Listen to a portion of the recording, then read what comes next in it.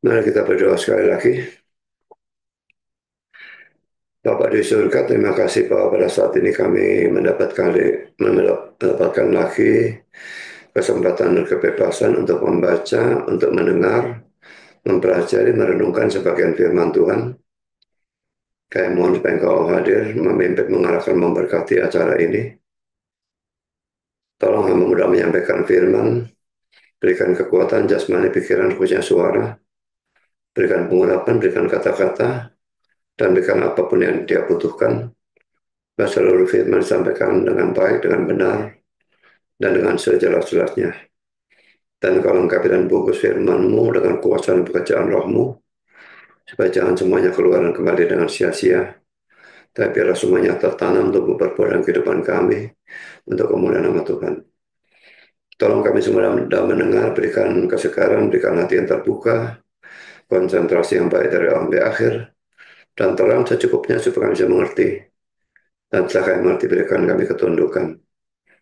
Tolong Tuhan jangan biarkan kami sekedar menjadi pendengar dan mengerti firman, tapi biarlah kami juga menjadi pelaku, penanggap firman, bahkan kalau boleh pemberita firman. Kami sadar juga setan pasti bekerja, kami mohon Kau kuatkan semua kami sehingga biarlah apapun yang mereka lakukan, kiranya acara firman itu tetap bisa berjalan dengan baik dan kami semua pertama mengerti tentang firman, iman kami diteguhkan dan Tuhan dipermuliakan. Terima kasih Bapa dan nama Yesus kami berdoa. Amin.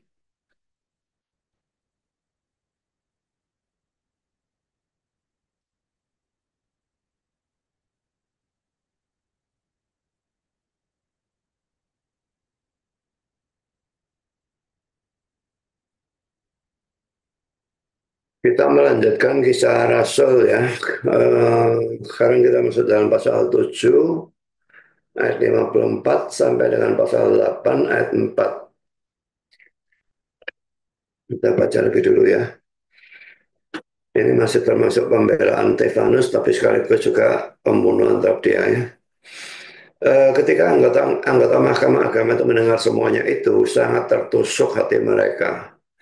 Maka mereka menyambutnya dengan gertakan gigi. Tetapi Stefanus yang penuh dengan Roh Kudus menatap ke langit, lalu melihat kemuliaan Allah dan Yesus berdiri sebelah kanan Allah. Lalu katanya, sungguh aku melihat langit terbuka dan anak manusia berdiri sebelah kanan Allah. Maka berteriak mereka dan sambil menutup telinga serentak menyerbu dia. Mereka menyeret dia keluar kota lalu melemparinya. Dan saksi-saksi meletakkan jubah mereka di depan kaki seorang muda yang bernama Saulus. Sedang mereka melemparinya, Stefanus berdoa, katanya, ya Tuhan Yesus, terimalah rohku. Sambil berlutut ia berseru dengan suara nyaring, Tuhan, janganlah tanggungkan dosa ini kepada mereka. Dan dengan perkataan itu meninggallah ia. Saulus juga setuju bahwa Stefanus mati dibunuh. Pada waktu itu mulailah penganiayaan yang hebat terhadap jemaat di Yerusalem. Mereka semua kecuali rasul-rasul tersebar ke seluruh daerah Yudea dan Samaria. Orang-orang saleh menguburkan mayat Stefanus serta meratapinya dengan sangat. Tetapi Saulus berusaha membinasakan jemaat itu, dan ia memasuki rumah demi rumah dan menyeret laki-laki dan perempuan keluar dan menyerahkan mereka untuk dimasukkan ke dalam penjara. Mereka yang tersebar itu menjelajah seluruh negeri itu sambil memberitakan Injil. Pertama-tama kita akan membahas tentang kematian Stefanus ya. Pertama orang-orang Yahudi itu menjadi marah. Ini kelihatan di dalam Kisah Rasul 7 ayat 54. Ketika anggota-anggota Mahkamah Agama itu mendengar semuanya itu sangat tertusuk hati mereka. Maka mereka menyambutnya dengan gertakan gigi. Dalam Kisah Rasul 7 ayat 2 sampai 53, Stefanus kan itu yang pelajaran lalu ya. Stefanus mengadakan pembelaan, tapi sekaligus dia memberitakan firman Tuhan dan menyerang mereka dan juga menegur dosa-dosa mereka. Dan Ibrani 4 ayat yang ke-12 mengatakan bahwa firman Tuhan itu lebih tajam dari pedang bermata dua manapun. Dan firman Tuhan itu menusuk amat dalam. Saya akan bacakan ya. Sebab firman Allah hidup dan kuat dan lebih tajam daripada pedang bermata dua manapun. Ia menusuk amat dalam sampai memisahkan jiwa dan roh, Surah ayat ini tidak berarti bahwa jiwa dan roh itu berbeda ya. Tapi saya sekarang bukan waktunya untuk menjelaskan bagian ini. Pada waktu saya membahas tentang dikotomi dan dikotomi ada pembahasannya ini ya. Jiwa dan roh ini beda, sama sebetulnya. Sendi-sendi dan sum-sum, ya sangat membedakan pertimbangan dan pikiran hati kita. Tapi saudara, ada dua macam tusukannya. Jadi ini menusuk ya. Ada dua macam tusukan. Pertama poin A tertusuk lalu bertobat. Dan ini terjadi dalam Kisah Rasul 2:37. Kitab Suci Bahasa Indonesia secara salah menerjemahkan terharu. Dan terjemahan yang benar adalah tertusuk atau teriris hatinya. Dan yang kedua adalah tertusuk dalam arti marah. Dan ini yang terjadi dalam Kisah Rasul 5 ayat 33. Ini pada waktu Rasul-Rasul itu ditangkap dan sebagainya itu. Dan dalam Kisah Rasul 7 ayat 54 ini. Yang mana yang sering menjadi reaksi saudara pada waktu mendengar firman Tuhan? Kalau firman Tuhan itu menegur dosa saudara atau menyalahkan doktrin yang saudara anut, apakah saudara menjadi tertusuk dalam arti marah atau tertusuk dalam arti bertobat? Sekarang kita masuk dalam poin yang kedua tentang Stefanus. Dia dikatakan penuh dengan Roh Kudus dalam Kisah Rasul 7 ayat 55. Tapi Stefanus yang penuh dengan Roh Kudus menatap ke langit, lalu melihat kemuliaan Allah, dan Yesus berdiri sebelah kanan Allah. Ini berarti ia dikuasai dan dipimpin sepenuhnya oleh Roh Kudus. Poin B, dia menatap ke langit, laki-laki dalam ayat yang sama di sini ya, menatap ke langit ini. Ia menunjukkan pandangannya pada Allah. Biasanya orang yang sedang menderita atau mengalami sesuatu yang membahayakan atau menakutkan, terus menunjukkan pandangannya pada penderitaannya atau pada sesuatu yang menakutkan itu.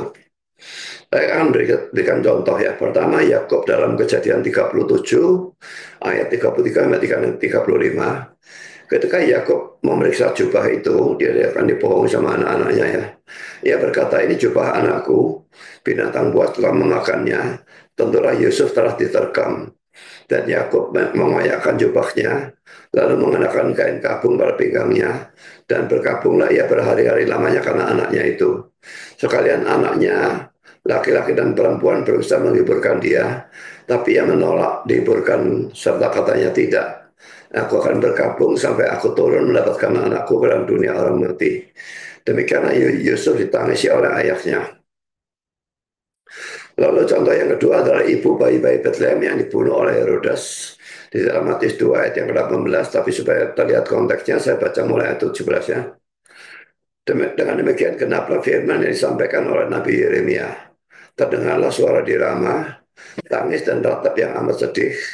Rahel menangisi anak-anaknya, dan ia tidak mau dihibur, sebab mereka tidak ada lagi. Jadi sama seperti Yakub tidak mau dihibur, demikian juga di sini dikatakan Rahel menangisi anak-anaknya dan ia tidak mau dihibur. Dan itu dikutip dari Yeremia 31 ayat 15. Beginilah firman Tuhan, dengar. Di Rama terdapat ratapan tangisan yang pahit pedih. Rahel menangisi anak-anaknya, ia tidak mau dihibur karena anak-anaknya, sebab mereka tidak ada lagi. Sikap tidak mau dihibur seperti ini justru salah ya. Oh, kalau saudara ada dalam suatu kesedihan atau apapun, saudara harus mau membiarkan diri saudara dihibur. Bukan hanya kita harus mau dihibur, tapi kita juga harus menunjukkan pandangan kita kepada Allah. Kita harus merenungkan kasih, kuasa, kesetiaan, keadilan Allah, dan sebagainya.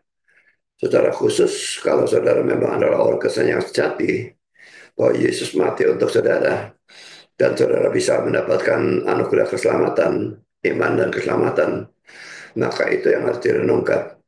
Karena penderitaan apapun tidak bisa dibandingkan dengan penderitaan neraka. Dan kematian Kristus dan iman yang dianugerahkan itu membebaskan kita dari hal itu. Dan seharusnya semua ini bisa menguatkan kita menghadapi bahaya atau penderitaan itu. Sekarang saya tanyakan kepada ChatGPT ya. Mengapa Matius 2, 17-18 mengutip dari Yeremia? Matius 2 ayat 17-18 mengutip dari Yeremia bagian mana? Dan mengapa disebut Rahel? Tentunya sudah saya sebutkan di sini ya mestinya ya. Matius 2, 17-18 mengutip Yeremia 31 ayat 15 dan menyuruh Rahel karena alasan simbolik dan historis yang sangat kuat. Ini saya kira tidak usah dibaca Matius 2, 17-18-nya ya. Ini ada kutipan langsung dari Yeremia 31-15, ini juga sudah kita baca. Mengapa disebut Rahel? Apa maksudnya? Rahel adalah istri kesayangan Yakub dan ibu dari Yusuf dan Benyamin, dua dari suku besar Israel. Tapi mengapa ia digambarkan menangisi anak-anak yang bahkan bukan hanya dari keturunannya langsung? Alasan-alasannya, pertama letak geografis Rama dan makam Rahel. Poin A, Rama terletak di dekat Bethlehem dan Yerusalem di wilayah suku Benyamin. Poin B, Rahel dikuburkan di Efrata, yaitu Bethlehem. Lihat Kejadian 35 ayat yang ke-19. Poin C, jadi secara geografis, Rahel dikaitkan dengan daerah tempat anak-anak dibunuh oleh Herodes. Matius 2 ayat 16, yakni di sekitar Bethlehem. Poin kedua, Rahel sebagai ibu Israel secara simbolis. Karena Rahel adalah ibu dari Yusuf yang mewakili suku Efraim dan Manasye, yaitu kerajaan utara, dan Benyamin wilayah selatan yang melambangkan seluruh Israel. Poin B dalam konteks Yeremia 31:15, Rahel menangisi anak-anak Israel yang dibuang ke pembuangan Asyur dan Babel.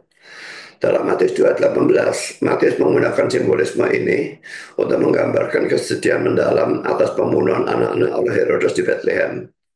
Yang ketiga, para pengharapan dan keselamatan. Yeremia 31 adalah pasal yang penuh pengharapan akan pemulihan.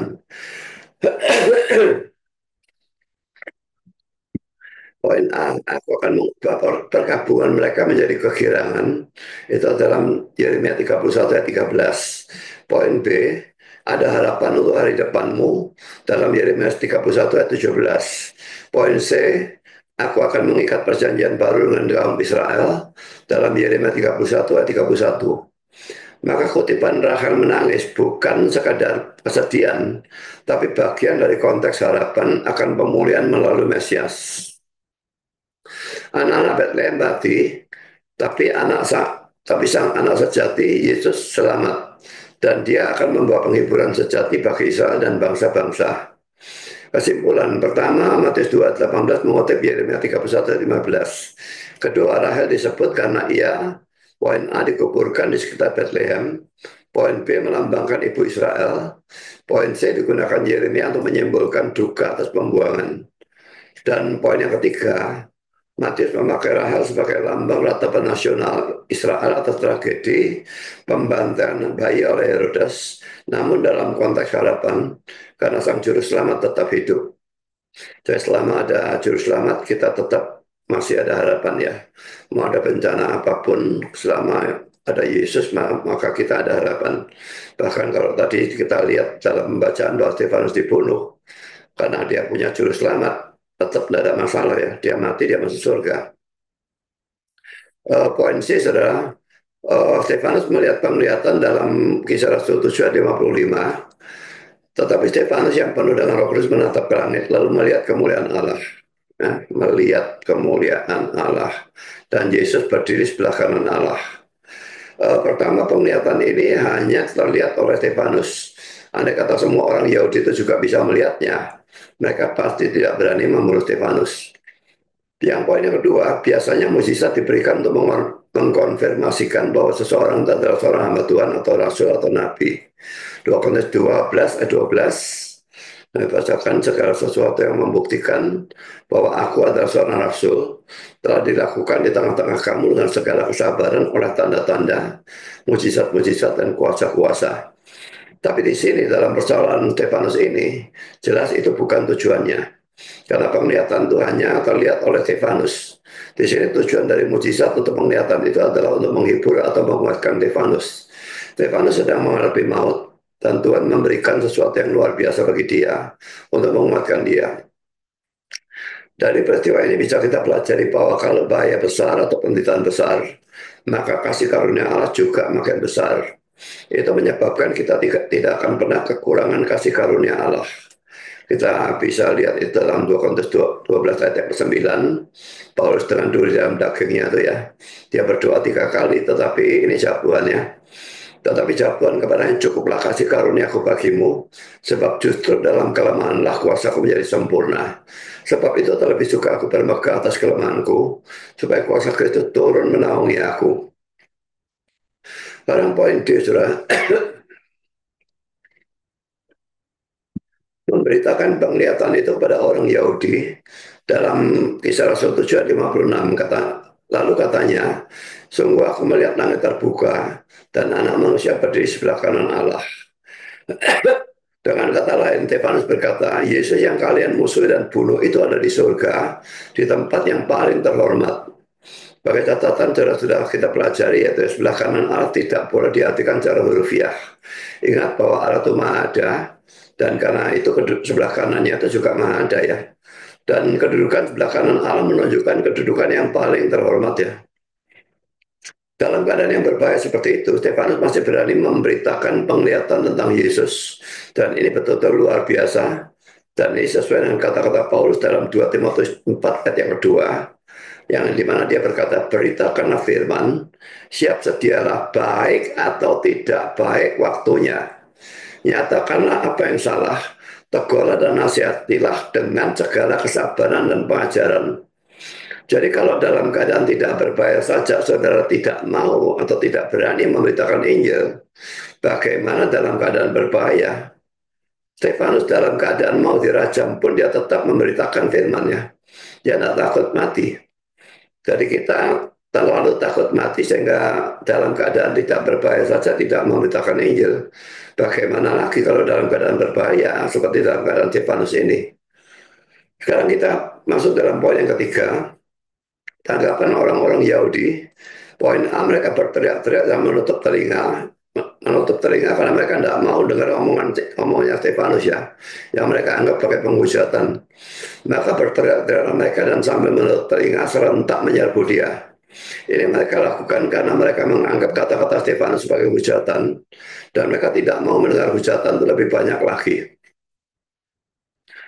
Penerapan saudara, pada waktu sudah mendengar firman Tuhan yang menegur saudara, apa saudara juga sering berhenti mendengar? Mungkin saudara tidak berani tutup telinga, nanti sungkan sama pendetanya ya. Tapi kalau sekarang saya zoom gini, saya tidak lihat saudara tutup telinga atau tidak tutup telinga ya. Ini bisa saudara lakukan dengan sekedar tidak mempedulikan firman, atau dengan berbicara pada orang sebelah saudara dan sebagainya. Dan kalau saudara diajak bicara terus sama orang sebelah saudara, saudara mestinya tegur dia. Dan lain kali jangan duduk di dekat orang yang sering ngajak saudara bicara. Karena itu mengacaukan konsentrasi saudara, dan itu merugikan saudara. Bandingkan sikap ini dengan Yakobus 1 ayat 19 yang berbunyi, hai saudara-saudara yang kukasihi, ingatlah hal ini. Setiap orang hendaklah cepat untuk mendengar, tapi lambat untuk berkata-kata, dan juga lambat untuk marah. Ini sudah pernah saya bahas dalam waktu pembahasan Yakobus. Konteks dalam ayat ini adalah konteks dalam hal mendengar firman ya. Jadi pada waktu mendengar firman itu harus cepat mendengar, tapi lambat berkata-kata. Tapi juga lambat untuk marah. Ya. Jadi kecuali kalau mendengar ajaran sesat, tapi itu kan bukan firman Tuhan ya. Tapi kalau mendengar ajaran sesat itu harus marah sebetulnya memang. Setiap orang adalah cepat untuk mendengar. Ya. Bukan mendengar gosip, tapi mendengar firman Tuhan. Lambat untuk berkata-kata. Lagi-lagi dalam konteks mendengar firman Tuhan ya. Jadi waktu mendengar firman Tuhan, saudara harus tenang. Harus berkonsentrasi pada firman Tuhan yang diberitakan itu. Dan juga lambat untuk marah. Jadi dalam menghadapi teguran apapun, selama teguran itu benar ya, maka saudara harus lambat untuk marah. Tidak boleh marah justru sebetulnya ya. Sekarang kita masuk dalam poin B. Mereka menyerbu, menyeret, dan merajam Stefanus dalam Kisah 7, 57, 58. Maka berteriak-teriaklah mereka dan sambil menutup telinga serentak menyerbu dia. Mereka menyeret dia keluar kota lalu melemparinya. Dan saksi-saksi meletakkan jubah mereka di depan kaki seorang muda yang bernama Saulus. Ini pertama kalinya muncul nama Saulus ini ya, yang nanti menjadi Paulus dan menjadi Rasul ya. Pertama, saudara, hukum Taurat memang mengatakan bahwa seorang penghujat harus dihukum mati dengan dirajam. Kita bisa melihat dalam ayat ini, saya akan bacakannya. Imamat 24 ayat 16, lalu ayat 23. Pada suatu hari datanglah seorang laki-laki, ibunya seorang Israel, sedang ayahnya seorang Mesir. Di tengah-tengah perkemahan orang Israel, dan orang itu berkelahi dengan seorang Israel di perkemahan. Anak perempuan Israel itu menghujat nama Tuhan dengan mengutuk. Lalu dibawalah ia pada Musa. Nama ibunya ialah Selomit binti Dibri dari suku Dan. Ia dimasukkan dalam tahanan untuk menantikan keputusan sesuai dengan firman Tuhan. Lalu berfirmanlah Tuhan kepada Musa, bahwa orang yang mengutuk itu keluar perkemahan, dan semua orang yang mendengar haruslah meletakkan tangannya ke atas kepala orang itu. Sesudahnya haruslah seluruh jemaat itu melontari dia dengan batu. Engkau harus mengatakan kepada orang Israel begini, setiap orang yang mengutuki Allah harus menanggung kesalahannya sendiri. Siapa yang mengucap nama Tuhan, pastilah ia dihukum mati dan dilontar dengan batu oleh seluruh jemaat itu. Baik orang asing maupun orang Israel asli, bila yang mengucap nama Tuhan haruslah dihukum mati. Demikianlah Musa menyampaikan firman itu kepada orang Israel. Lalu dibawalah orang yang mengutuk itu keluar perkemahan, dan dilontarilah dia dengan batu. Maka orang Israel melakukan seperti yang diperintahkan Tuhan kepada Musa.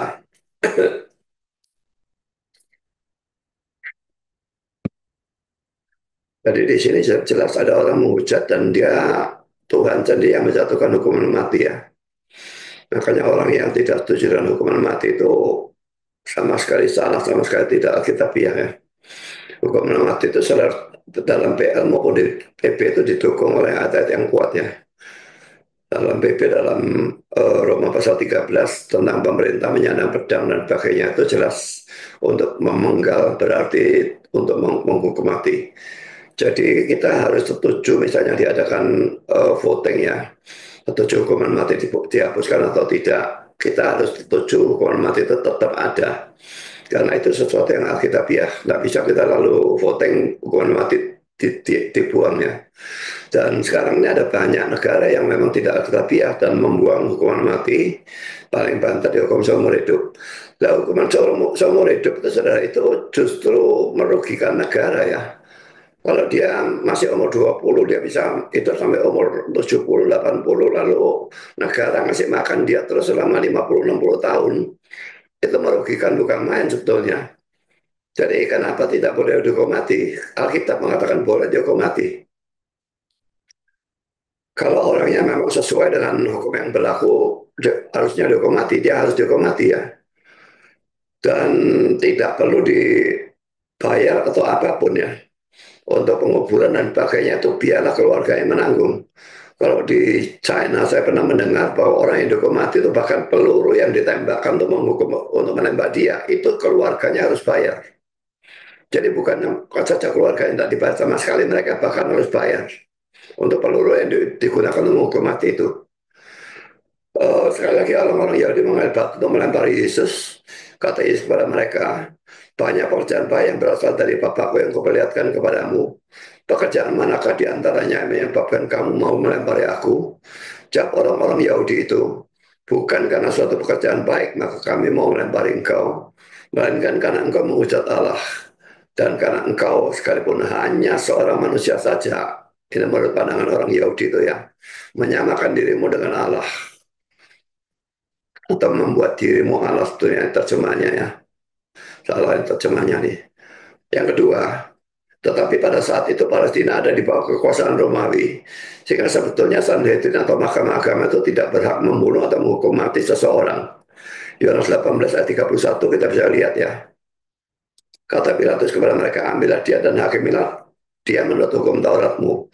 Kata orang-orang Yahudi itu, kami tidak diperbolehkan membunuh seseorang. Ini karena mereka ada di bawah hukum Romawi. Jadi mereka harus membawa Yesus pada Pontius Pilatus. Kalau Pontius Pilatus menjatuhkan hukuman mati, baru boleh dihukum mati, dan itu pun tentara Romawi yang melaksanakan hukuman mati itu. Tapi dalam kasus Stefanus ini saking marahnya pada saat itu, mereka mengabaikan semua itu. Jadi sebetulnya mereka melanggar peraturan atau hukum Romawi ya. Tapi kenapa Romawi diam saja, saya tidak ngerti ya. Ayat 3, atau poin yang ketiga, saksi-saksi pasal 758 adalah saksi palsu dalam Kisah Rasul 6 ayat 13. Kisah 6 ayat 13 saya baca lagi, sekalipun sudah kita bahas ya. Lalu mereka mengajukan saksi palsu yang berkata, orang ini terus-menerus mengucapkan perkataan yang menghina tempat kudus ini dan hukum Taurat. Menurut Ulangan 17 ayat 7, pada saat merajam maka para saksi harus melempar batu pertama. Jadi kalau mereka jadi saksi palsu dan mereka harus diharuskan melempar batu pertama, berarti mereka menambah dosa mereka. Itu tujuannya mengapa saksi-saksi itu harus melempar batu yang pertama. Mereka tidak akan masalah kalau mereka tidak melakukan saksi palsu ya. Tetapi kalau mereka jadi saksi palsu dan mereka melempar batu pertama, dosa mereka jadi tambah besar. Itu tujuannya ya. Kita lihat dalam Ulangan 17 ayat 7, saksi-saksi itulah yang pertama-tama menggerakkan tangan mereka untuk membunuh dia. Kemudian seluruh rakyat, demikian harus kau hapuskannya jatuh dari tangan-tanganmu. Poin keempat, mereka melepas jubah dan meletakkannya di bawah kaki Saulus, pasal 758, karena mereka mau merajam Stefanus. Kisah 758, mereka menyeret dia keluar kota, lalu melemparinya. Dan saksi-saksi meletakkan jubah mereka di depan kaki seorang muda yang bernama Saulus. Sekarang kita masuk dalam poin yang keempat, Stefanus berdoa. 759 dan 60. Sedang mereka melemparinya, Stefanus berdoa katanya, ya Tuhan Yesus, terimalah rohku. Pasal 7 ayat 60, sambil berlutut dia berseru dengan suara nyaring, Tuhan, janganlah tangguhkan dosa ini kepada mereka. Jadi ini mirip dengan kata-kata Yesus di dalam pada waktu dia disalib ya. Ampunilah mereka karena mereka tidak tahu apa yang mereka perbuat ya. Mirip dengan itu, janganlah tangguhkan dosa ini kepada mereka. Dan dengan perkataan itu meninggallah dia. Poin adalah Stefanus berdoa biasa, bukan dengan bahasa roh, padahal dia penuh dengan Roh Kudus. Jadi kalau mengatakan bahwa orang yang penuh dengan Roh Kudus harus bisa berbahasa roh, ini adalah omong kosong. Stefanus maupun nanti Filipus itu juga penuh Roh Kudus, tapi mereka tidak pernah bahasa roh ya. Stefanus menunjukkan doanya kepada Yesus, pasal 7:59. Dan saat itu dia dipenuhi Roh Kudus sehingga jelas bahwa tindakannya itu dipimpin oleh Roh Kudus dan tidak mungkin salah. Jadi saudara berdoa itu tidak harus kepada Bapa ya. Ada orang yang berkata berdoa itu kepada Bapa dalam nama Anak dengan kuasa Roh Kudus. Itu sama sekali salah bagi saya. Berdoa itu kepada Allah dan Bapa, Anak maupun Roh Kudus itu adalah Allah. Sehingga kita boleh berdoa kepada yang manapun dari mereka. Poin C, saudara Stefanus tetap tenang, sekalipun ia menghadapi kematian yang mengerikan. Bapak Stefanus bisa tenang, bisa tetap tenang sekalipun ia menghadapi kematian yang mengerikan. Sedangkan banyak orang lain menghadapi kematian yang enak atau tenang, tapi mereka menghadapinya dengan takut atau gelisah. Karena Stefanus memiliki Yesus, dan orang-orang itu tidak. Kalau saat ini saudara menghadapi kematian, bisakah saudara tenang?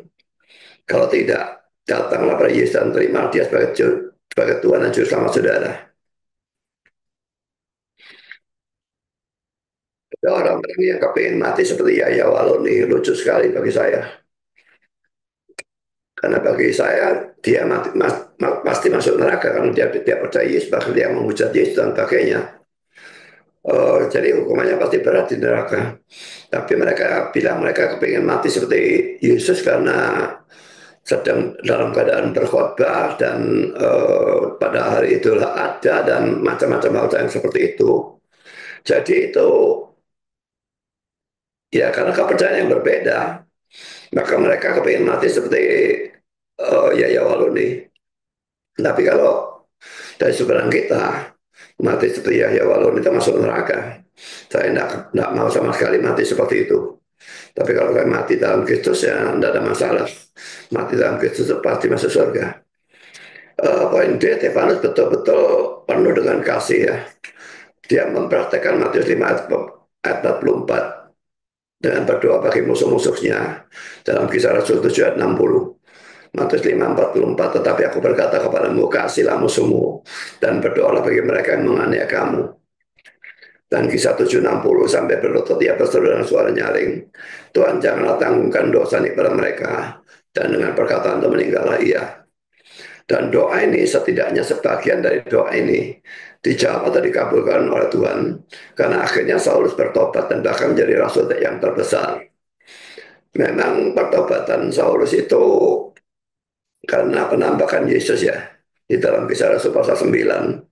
Tetapi dia akan bertanya, siapakah engkau Tuhan? Dari mana dia bisa menyebut Yesus sebagai Tuhan?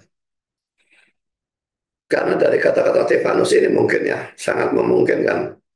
Jadi saudara, mungkin Stefanus ini tidak pernah mengira bahwa doanya akan menghasilkan sesuatu yang begitu hebat. Memang Allah bisa mengabulkan jauh lebih banyak daripada yang kita doakan. Dan kita lihat di dalam Efesus 3 ayat yang ke-20. Bagi dialah yang dapat melakukan jauh lebih banyak daripada yang kita doakan atau pikirkan. Seperti yang ternyata dari kuasa yang bekerja di dalam kita. Jadi saudara banyaklah berdoa dan jangan pikir doa saudara tidak ada gunanya. Doa itu bisa menghasilkan sesuatu yang begitu hebat, yang lebih hebat daripada yang bisa kita pikirkan. Kan untuk banyaklah berdoa ya, khususnya untuk orang-orang yang belum percaya. Dan karena itu tadi kita berdoa untuk acara besok di mana saya khotbah kepada orang-orang Kemet yang liberal ya. Sekarang kita masuk dalam poin E. Stefanus ingat akan firman Tuhan atau tindakan atau kata-kata Yesus pada saat ia ada dalam bahaya atau mengalami rasa sakit atau hampir mati. Bayangkan yang dirajam itu luar biasa sakitnya ya. Kalau saudara dirajam dengan batu yang sekian, saudara tidak langsung mati kan? Ya kalau dilempar batu sekian, brok kepalanya ya langsung mati. Tetapi kalau batu sekian, buncur sini, patah rusuknya dan bagainya, patah tulangnya, patah ini. Agak lama itu membutuhkan waktu, tidak tahu berapa menit untuk mati. Dan selama berapa menit itu dia merasakan sakit yang luar biasa. Yang pertama saudara kata-kata yang dalam pasal 7:59 mirip dengan kata-kata Yesus dalam Lukas 23:46. Lalu Yesus berseru dengan suara nyaring, ya Bapa dalam tanganku serahkan nyawaku.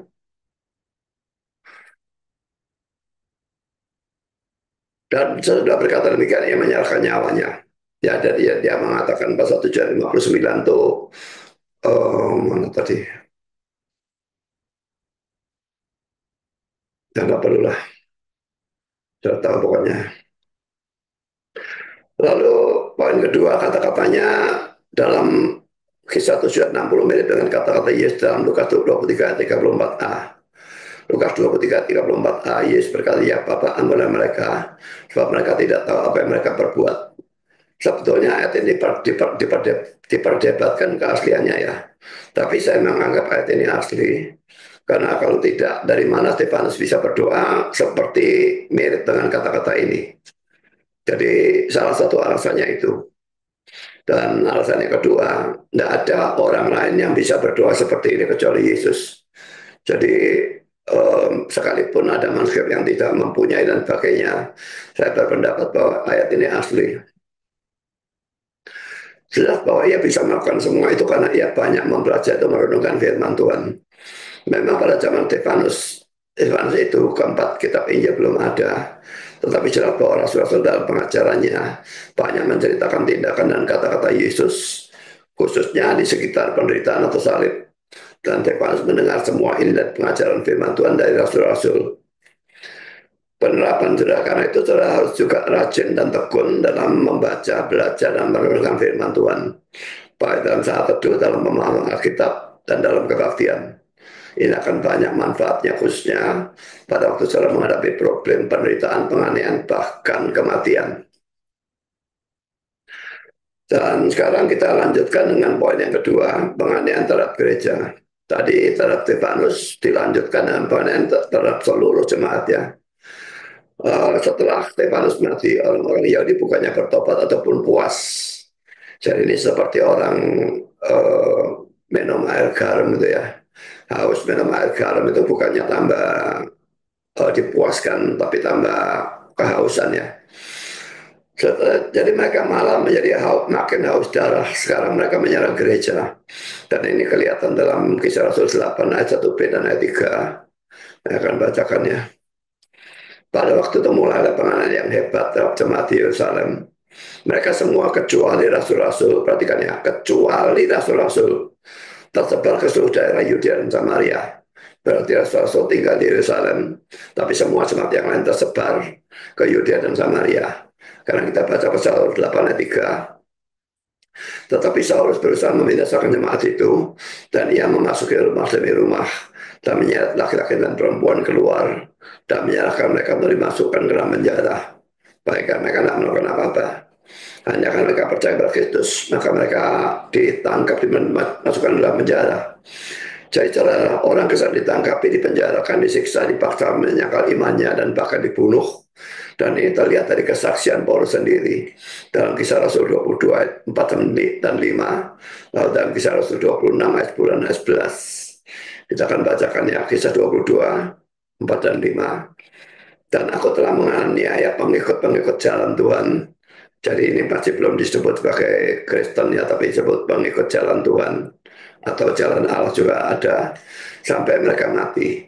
Laki-laki dan perempuan kutangkap dan kuserahkan ke dalam penjara. Tentang hal itu, baik imam besar maupun majelis tua-tua dapat memberi kesaksian. Dari mereka aku telah membawa surat-surat untuk saudara-saudara di Damsyik, dan aku telah pergi ke sana untuk menangkap penganut-penganut jalan Tuhan yang terdapat juga di situ, dan membawa mereka ke Yerusalem untuk dihukum.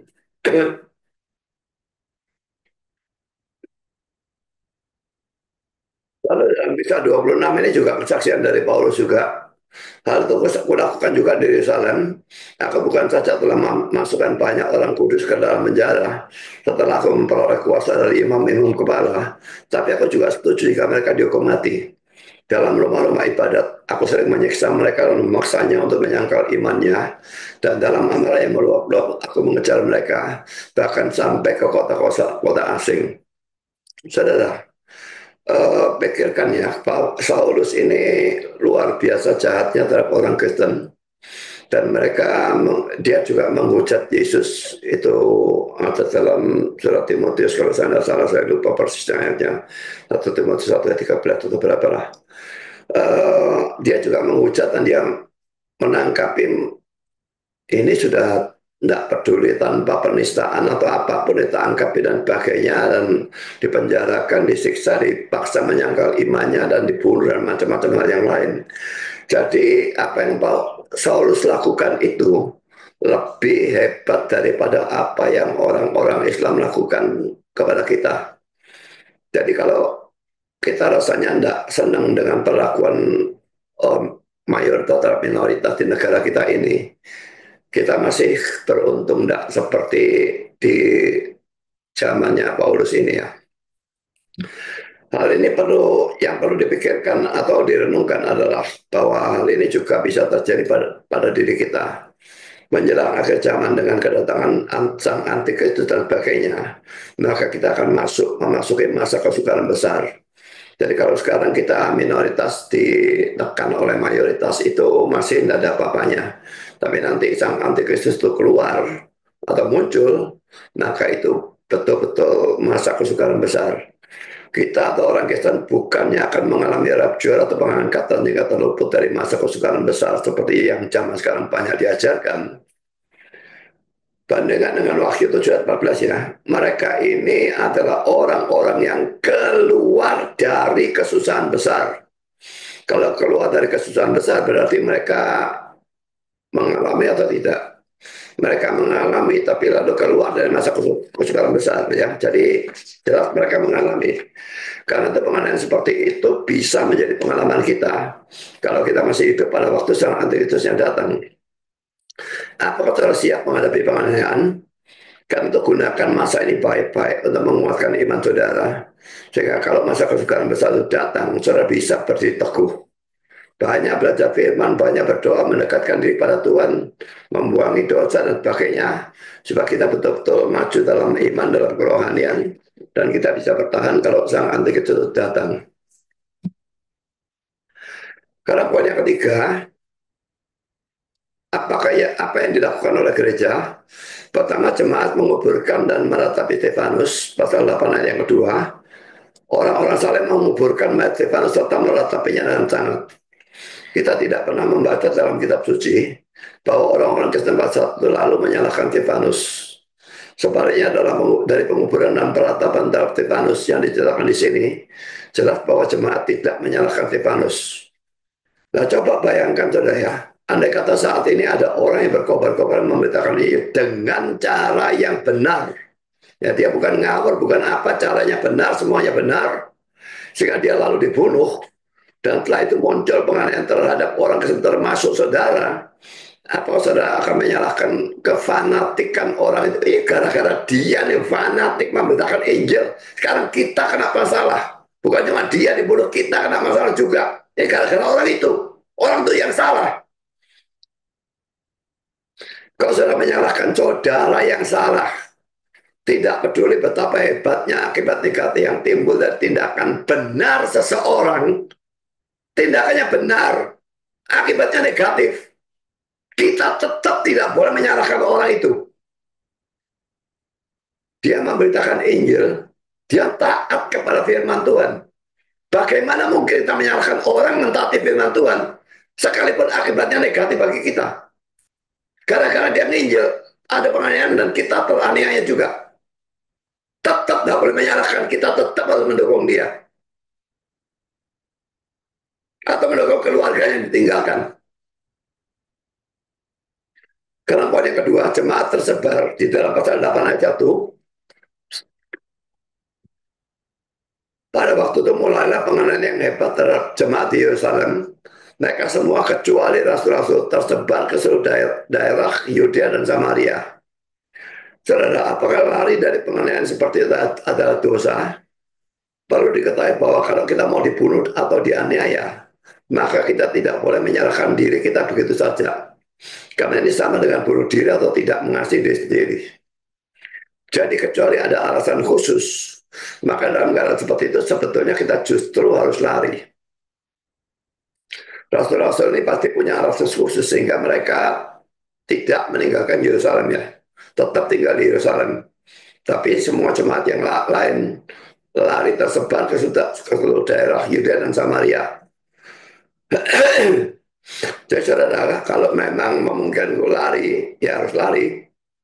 Tapi kalau nggak mungkin kalau lari ya sudah mau diapakan. Sekalipun dalam keadaan seperti itu kita boleh lari, tetapi itu bisa merupakan dosa. Kalau larinya dengan takut atau tidak beriman seperti yang terjadi dalam Markus 14 ayat 50 sampai 52. Ini waktu Yesus ditangkap dan sebagainya ya, para murid kan lari ya. Markus 14 50 sampai 52. Lalu semua murid itu meninggalkan dia dan melarikan diri. Ada seorang muda yang pada waktu itu hanya memakai sehelai kain lenan untuk menutupi badannya, mengikuti dia. Mereka tidak menangkapnya, tetapi yang melepas kainnya dan lari dengan telanjang. Lalu bagaimana orang-orang Islam menafsirkan ayat ini? Dalam Yohanes pasal 13, Yesus menggunakan kain lenan untuk membasuh kaki murid-muridnya kan. Dan karena itu kain lenan di sana dihubungkan dengan kain lenan di sini. Jadi seorang muda yang lari dengan kain lenan lalu dia lepaskan kain lenan dengan telanjang itu Yesus. Karena itu yang mati itu bukan Yesus, karena Yesusnya lari kok. Tapi kelucunya pada saya kira dari kitab mereka berpendapat Yesusnya itu diangkat oleh Tuhan ke surga, lalu orang lain diserupakan dengan Yudas Iskariot, ya maaf, diserupakan dengan Yesus. Jadi kalau dalam Quran memang tidak ada nama Yudas Iskariot dia, seseorang itu saja diserupakan dengan Yesus. Tapi kalau dalam Injil Barnabas itu disebutkan Yudas Iskariot itu yang diserupakan dengan Yesus, sedangkan Yesusnya diangkat ke surga. Jadi kalau ini Yesusnya lari, yang benar yang mana? Diangkat ke surga atau lari? Dengan telanjang. Jadi dengan menafsirkan ini seperti tafsiran konyol itu, mereka menentang kita mereka sendiri sebetulnya. Tetapi juga bisa bukan dosa kalau seperti dalam Matius 12 ayat 14-15 dan kisah 9 ayat 23-26, di mana orangnya lari atau menyingkir hanya untuk melindungi nyawanya, tapi tetap dengan beriman kepada Tuhan dan dengan tidak takut. Kita lihat sudah dalam Matius 12 ayat 14-15, Lalu keluarlah orang-orang Farisi dan bersekongkol untuk membunuh dia. Tetapi Yesus mengetahui maksud mereka, lalu menyingkir dari sana. Yesus bukannya takut, saudara, tapi dia tahu waktunya untuk mati belum tiba. Jadi pada waktu untuk mati belum tiba, dia menghindari kematian. Waktunya harus pada saat yang ditetapkan oleh Allah sesuai rencana Allah. Baru dia tidak akan menghindar. Bahkan dia bukan tidak menghindar. Dia tahu dia bakal mati di Yerusalem. Dia justru menunjukkan dirinya ke Yerusalem. Banyak orang mengerti Yesus dan ia menyembuhkan mereka semuanya. Ya, jadi Yesus sendiri uh, menghindar ya dari kematian itu pada waktu memang waktunya belum belum tiba. Yesus tahu kapan waktunya tiba karena dia Allah dan manusia dalam satu pribadi. Tapi kita tidak tahu waktu kita mati. Kalau kita ya harus lari. Kisah Rasul 9 ayat 23 sampai 26. Beberapa hari kemudian orang Yahudi merundingkan satu rencana untuk membunuh Saulus. Tapi maksud jatuh diketahui oleh Saulus. Siang malam orang-orang Yahudi mengawal semua pintu gerbang kota supaya dapat membunuh dia. Sungguh pun demikian pada suatu malam murid-murid yang mengambilnya dan menurunkannya dari atas tembok kota dalam sebuah keranjang. Jadi kalau tadi dia membunuh orang Kristen, sekarang setelah bertobat dia yang mau dibunuh. Kan? Setibanya di Yerusalem, Saulus mencoba menggabungkan diri kepada murid-murid, tapi semuanya takut kepadanya karena mereka tidak dapat percaya bahwa ia juga seorang murid. Ya, dia dari seorang penganiaya menjadi berubah menjadi seorang murid, itu mereka tidak percaya ya. Jemaat abad pertama ini tidak takut. Apa buktinya? Karena mereka berani menguburkan dan meratapi Stefanus dalam pasal 8 ayat 2, bukannya bersikap seolah-olah mereka tidak kenal dia. Saya bacakan kisah 8 ayat 2 lagi. Orang-orang saleh menguburkan mayat Stefanus serta meratapinya dengan sangat. Karena poin yang ketiga, Rasul tidak lari, mereka tetap di Yerusalem. Dan ini terlihat dari pasal 8 ayat 1b. Mengapa? Kita baca dulu ayatnya. Pada waktu itu mulai penganiayaan yang hebat terhadap jemaat di Yerusalem. Mereka semua kejar rasul-rasul tersebar ke seluruh daerah Yudea dan Samaria. Nah, mengapa mereka itu tidak tersebar? Poin A, mungkin karena mereka disuruh Tuhan tetap di Yerusalem. Bandingkan dengan kisah Rasul 18 ayat 5 sampai ayat 11. Saya akan bacakan ya. Ketika Silas dan Timotius datang dari Makedonia, Paulus dengan sepenuhnya dapat memberitakan firman di mana dia memberi kesaksian kepada orang-orang Yahudi bahwa Yesus adalah Mesias. Tetapi ketika orang-orang itu memusuhi dia dan menghujat, ia membaskan debu dari pakaiannya dan berkata kepada mereka, biarlah darahmu tertumpah ke atas kepalamu sendiri. Aku bersih, tidak bersalah. Mulai dari sekarang aku akan pergi kepada bangsa-bangsa lain. Jadi memang ini adalah rencana Tuhan ya. Orang-orang Yahudi itu mayoritas akan menolak. Sehingga setelah di Injil memang diberitakan pertama kepada mereka. Tapi Tuhan sudah merencanakan mereka menolak. Sehingga Injil diberitakan kepada bangsa-bangsa lain. Jadi kalau orang-orang Islam mengatakan bahwa Yesus datang hanya untuk bangsa Yahudi, itu jelas omong kosong ya. Dan bertentangan dengan sangat banyak ayat Alkitab. Termasuk Matius 28 ayat 19 dan ayat ini dan banyak ayat lain lagi ya. Maka keluarlah ia dari situ, lalu datang ke rumah seorang bernama Titius Justus yang beribadah pada Allah dan yang rumahnya berdampingan dengan rumah ibadat. Tetapi Krispus, kepala rumah ibadat itu menjadi percaya pada Tuhan bersama-sama dengan seisi rumahnya. Dan banyak dari orang-orang Korintus yang mendengarkan pemberitaan Paulus menjadi percaya dan memberi diri dibaptis. Memberi diri mereka dibaptis. Pada suatu malam berfirmanlah Tuhan kepada Paulus dalam suatu penglihatan. Jangan takut, teruslah memberitakan firman dan jangan diam. Sebab aku menyertai engkau dan tidak ada seorang pun yang akan menjamah dan menganiaya engkau. Sebab banyak umatku di kota ini. Jadi saudara, dalam hal ini Paulus dilarang oleh Tuhan untuk lari. Jadi kalau ada alasan khusus seperti ini, ya dia tidak boleh lari. Tidak peduli mereka mengenai atau apapun. Kalau Tuhan mengatakan jangan takut, teruslah memberitakan firman Tuhan dan jangan diam. Sebab aku menyertai engkau, dan Tuhan menjamin ya. Dan tidak ada seorang pun yang akan menjamah dan mengenai engkau. Nah, kata-kata sebab banyak umatku di kota ini bukan berarti uh, tidak tidak ada seorang pun yang akan menjangan mengenai engkau sebab banyak umatku di kota ini. Tidak ya. Jadi bagian ini bukan berhubungan dengan yang akan menyamar atau mengenai engkau. Ini dituliskan karena eh, jangan takut ini ya, teruslah memberitakan firman dan jangan diam. Lah sebab banyak umatku di kota ini. Dan ayat itu mendukung predestinasi ya. Karena saudara, yang disebut umatku ini belum belum percaya. Tapi mengapa disebut umat? Karena dalam predestinasi mereka tetapkan untuk selamat. Maka mereka disebut umat.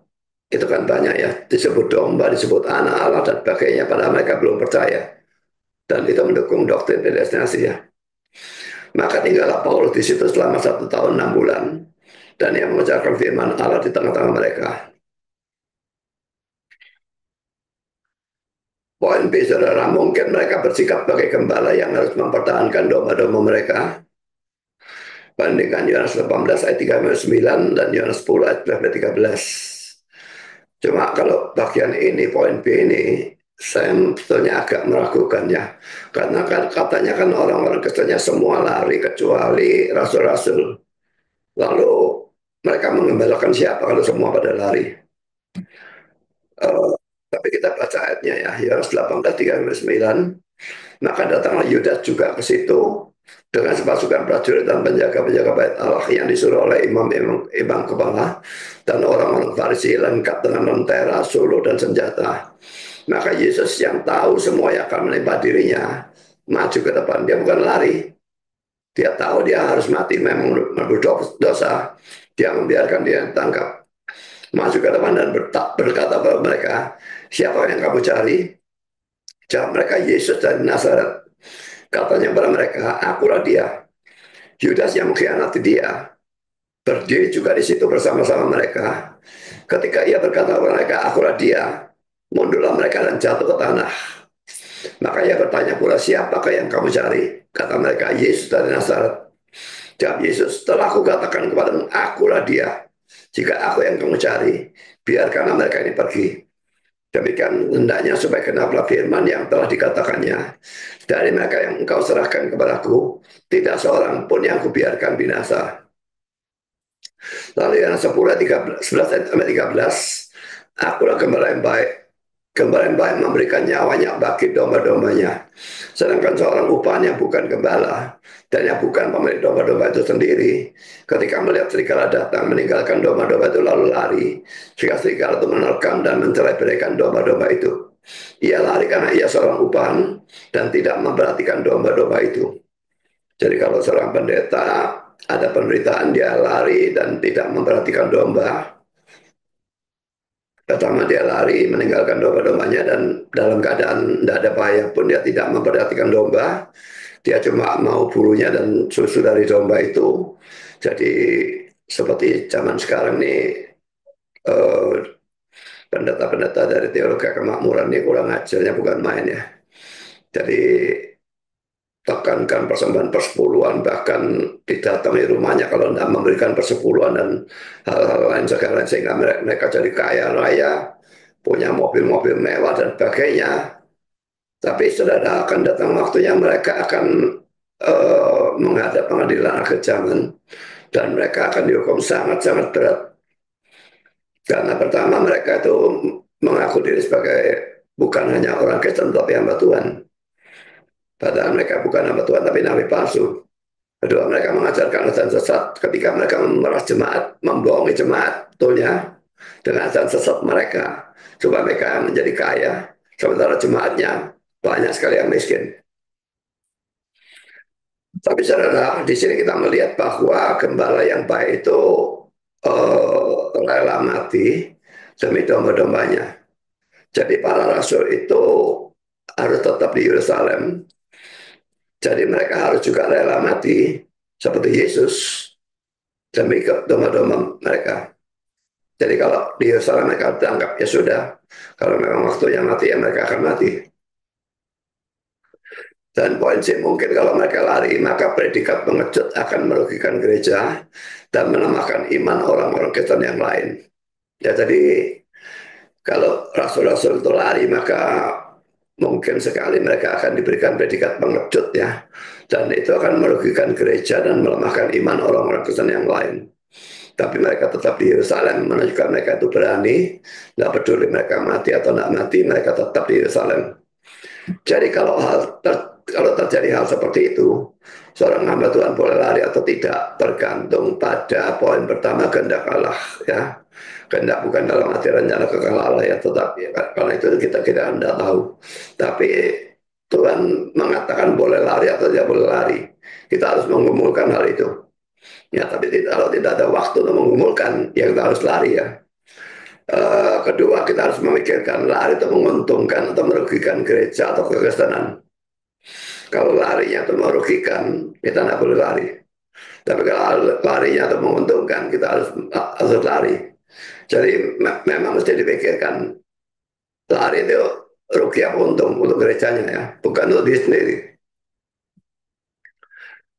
Tapi ternyata Allah melindungi rasul-rasul itu dan tidak ada yang ditangkap atau dibunuh.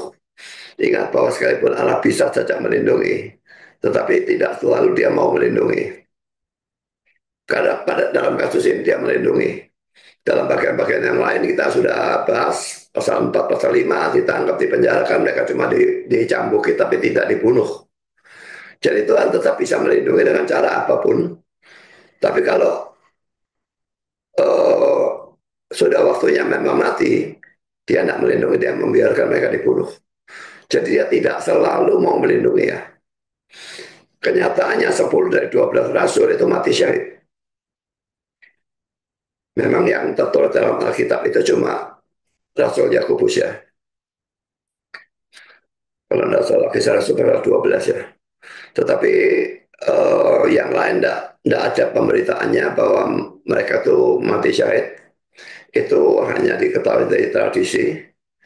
Sekalipun tradisi itu tidak bisa dipercaya sepenuhnya. Tetapi itu mungkin ada tulisan dalam tulisan bapak-bapak gereja. Saya tidak tahu, saya tidak senang membaca tulisan bapak-bapak gereja ya. Kecuali Yudas Iskariot dan Yohanes ya. Jadi kalau Yudas Iskariot bunuh diri dan Rasul Yohanes itu yang mati secara wajar dalam usia sangat tua. Tapi yang 10 dari 12 ini semuanya mati syahid.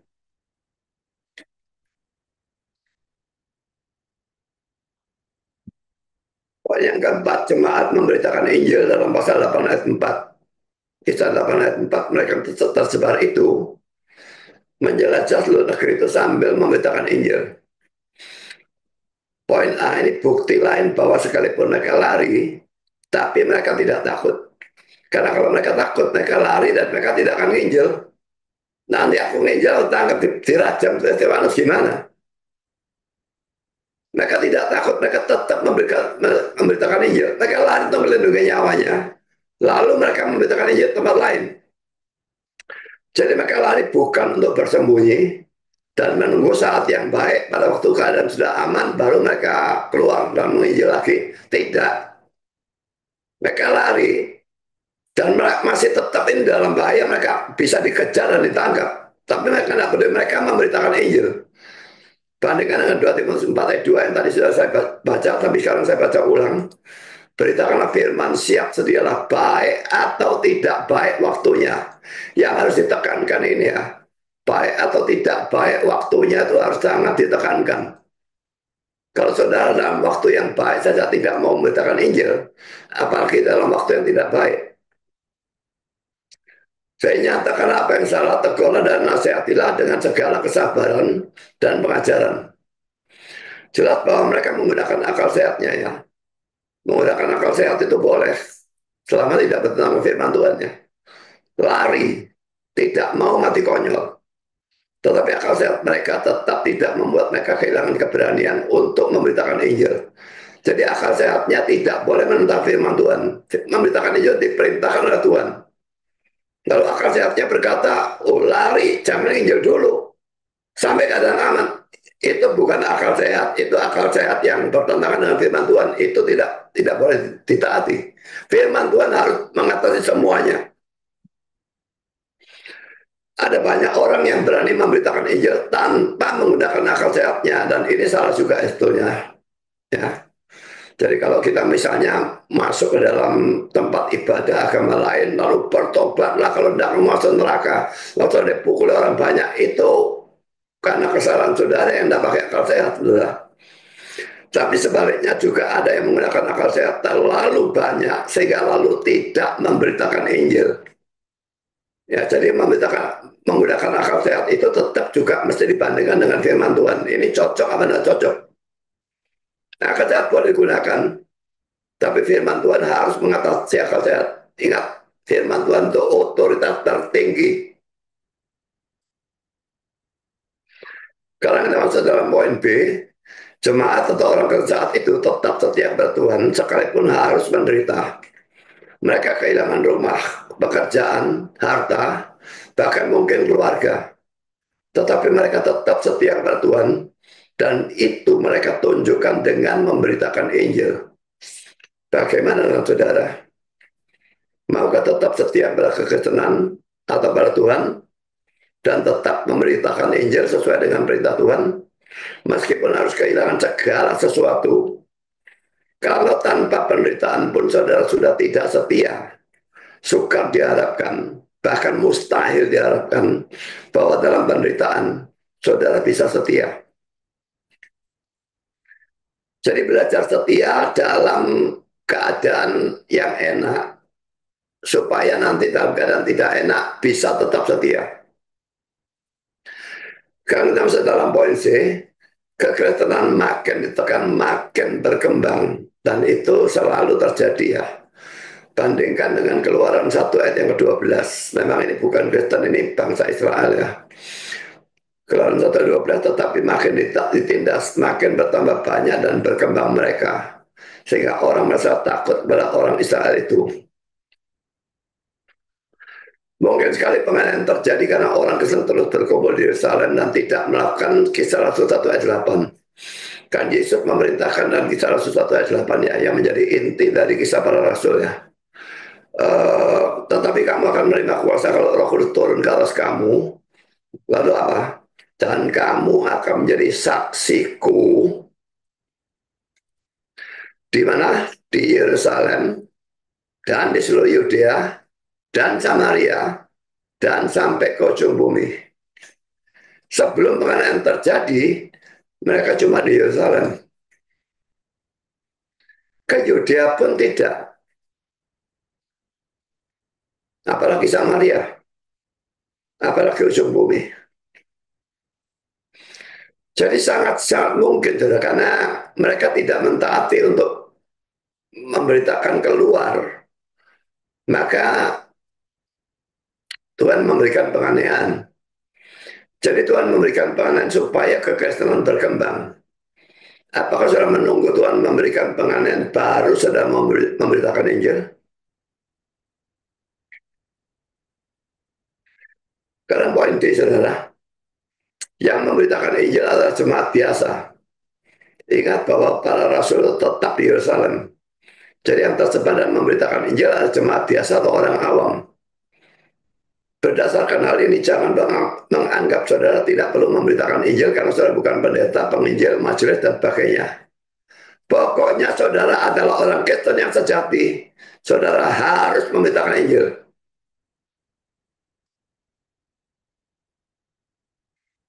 Mau memberitakan Injil? Coba baca Matius 12 ayat yang ke-30 ya. Siapa tidak bersama aku, ia melawan aku. Tapi yang saya tekankan bagian akhir, dan siapa tidak mengumpulkan bersama aku. Kalau kita memberitakan Injil itu kan kita mengumpulkan ya. Kita kumpulkan orang supaya bisa percaya kepada Kristus dan masuk ke dalam gereja. Tapi siapa tidak mengumpulkan bersama aku, berarti siapa yang tidak memberitakan Injil, ia mencerai beraikan. Jadi saudara, dari ayat ini kelihatan bahwa tidak ada daerah netral ya. Yang bagian awal sudah ya. Siapa tidak bersama aku atau pro Yesus, dia melawan aku. Tidak ada netral tuh. Aku tidak pro, tidak anti Yesus. Aku di tengah-tengah. Tidak ada. Saudara tidak bersama Yesus, tidak pro Yesus, berarti saudara melawan Yesus. Dan bagian akhirnya juga, Siapa tidak mengumpulkan bersama aku, dia mencerai beraikan. Siapa yang tidak memberitakan Injil, dia itu merusak gereja. Jadi saudara, Tiro jemaat abad pertama ini, Tiro Tepanus, memberitakan Injil sekalipun harus mati, memberitakan Injil sekalipun dalam bahaya, baik atau tidak baik waktunya, berita karena firman, berita karena Injil. Kalau tidak, itu adalah dosa, dosa pasif. Tuhan menyuruh saudara memberitakan Injil, tidak memberitakan Injil, itu dosa pasif. Tidak melakukan apa yang Tuhan perintahkan. Kalau belum bisa memberitakan Injil, belajar memberitakan Injil.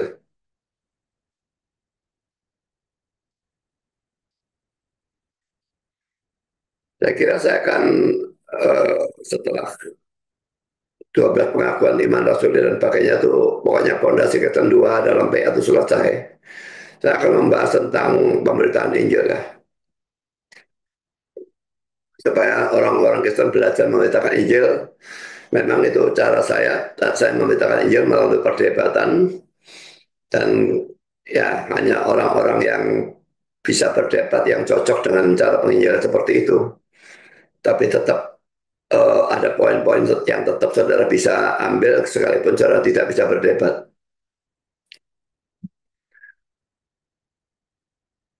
Baik saudara, mulai sekarang kalau sampai saat ini saudara tidak pernah memberitakan Injil, saudara harus memberitakan Injil ya. Memang saudara memberitakan Injil itu memungkinkan sekali saudara itu dimusuhi, dikucilkan. Teman saudara yang dulu teman baik bisa menjadi tidak mau berteman dengan saudara gara-gara pemberitaan Injil yang saudara lakukan kepada dia. Tapi saudara, kalau saudara tidak memberitakan Injil, saudara sama saja memusuhi Tuhan. Lebih takut kepada Tuhan atau kepada teman saudara. Jadi beritakanlah Injil saudara ya. Kalau banyak kesesatan saat ini ya, dan banyak orang-orang beragama lain, sehingga kita golongan minoritas. Itu kesalahan kita karena kita kurang atau tidak memberitakan Injil. Jadi saudara, maukah saudara memberitakan Injil? Tuhan memberkati saudara. Amin.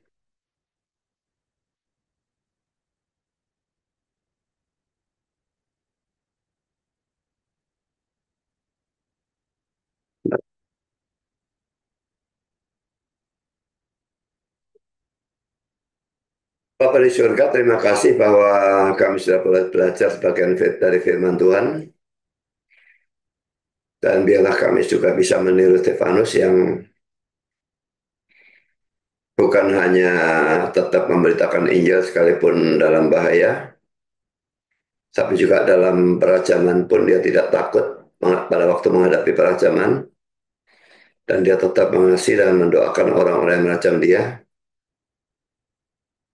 Dan juga jemaat abad pertama di Yerusalem itu, mereka juga tidak takut. Dan mereka sekalipun lari, bukan lari karena takut, tapi untuk menyelamatkan nyawa mereka. Dan mereka tetap memberitakan Injil. Dan kiranya Engkau menolong kami supaya bisa bukan hanya mendengar dan mengerti firman yang tadi diberitakan, tapi betul-betul memberikan tanggapan secara positif dan memberitakan Injil kepada siapapun yang bisa kita jangkau, kami jangkau. Terima kasih Bapak. Dalam nama Yesus kami berdoa. Amin.